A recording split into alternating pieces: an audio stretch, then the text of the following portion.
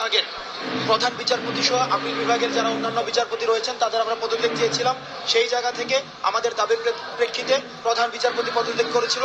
কারণ আমরা দেখেছি যে বিগত ফ্যাসিস্ট সরকারের যে প্রধান বিচারপতি ছিলেন, আপিল বিভাগের অন্যান্য বিচারপতি ছিলেন, তারা বিগত ফ্যাসিস্ট সরকারের এজেন্ডা বাস্তবায়ন করেছে। অর্থাৎ একটি জনমুখী বিচার ব্যবস্থার পরিবর্তে তারা একটি সরকারি দলের এজেন্ডা বাস্তবায়নের জন্য সবসময় কাজ করেছে, যার কারণে এই সাংবিধানিক প্রতিষ্ঠানটির উপরে মানুষের অনাস্থা সৃষ্টি হয়েছে।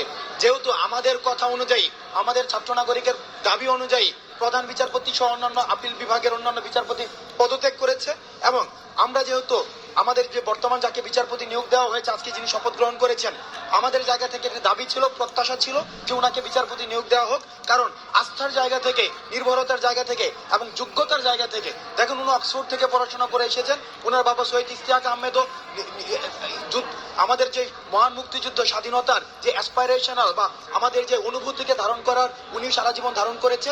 সেই জায়গা থেকে আমরা মনে করেছি যে বর্তমান এই প্রজন্মকে যারা বিশ্বাস করতে পারবে, এই প্রজন্মকে যারা রিড করতে পারবে, এই প্রজন্মের চাওয়াকে এবং বিচার ব্যবস্থাকে যারা জনমুখী করতে পারবে, তাদের মধ্যে বর্তমান যিনি আজকে শপথ নিয়েছেন তিনি তার মধ্যে অন্যতম। আমাদের কথা অনুযায়ী, আমাদের দাবি অনুযায়ী, যেহেতু তাকে আজকে শপথ পাঠ করানো হয়েছে, প্রধান বিচারপতি হিসেবে নিয়োগ দেওয়া হয়েছে, ছাত্র নাগরিকের পক্ষ থেকে আমরা এই অন্তর্বর্তীকালীন সরকারকে আমরা ধন্যবাদ জানাই। এবং আমরা বিশ্বাস করতে চাই আমাদের এই যে ছাত্র নাগরিক যারা আমরা রয়েছে, রাষ্ট্র সংস্কারের কাজ এখন শুরু হয়েছে। রাষ্ট্র সংস্কার পূর্ণাঙ্গ না হওয়া পর্যন্ত আমরা এই অন্তর্বর্তীকালীন সরকারের সবসময় তাদের কাছেও আমরা একটা প্রেসার গ্রুপ হিসাবে আমরা কাজ করে যাব।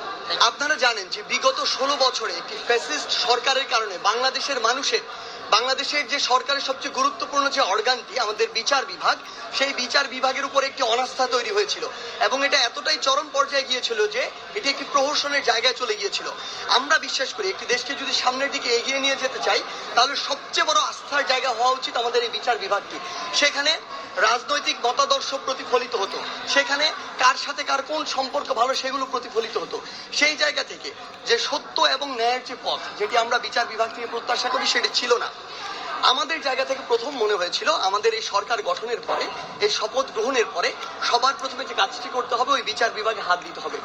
এজন্য আমরা আমাদের জায়গা থেকে প্রধান বিচারপতি হিসেবে এমন একজনকে নিয়ে কথা বলেছি আমরা বিশ্বাস করি যার গ্রহণযোগ্যতা এই মুহূর্তে পুরো বাংলাদেশে সবচেয়ে বেশি, এবং শুধু বাংলাদেশ নয় পৃথিবীব্যাপী যার একটি সুনাম রয়েছে। সেই জায়গা থেকে আমরা বিশ্বাস করি তার প্রতি পুরো দেশের মানুষ তাকিয়ে রয়েছে। কারণ বিচার বিভাগের প্রতি যে অনাস্থাটি তৈরি হয়েছে সেটি অবশ্যই ফিরে আনতে হবে।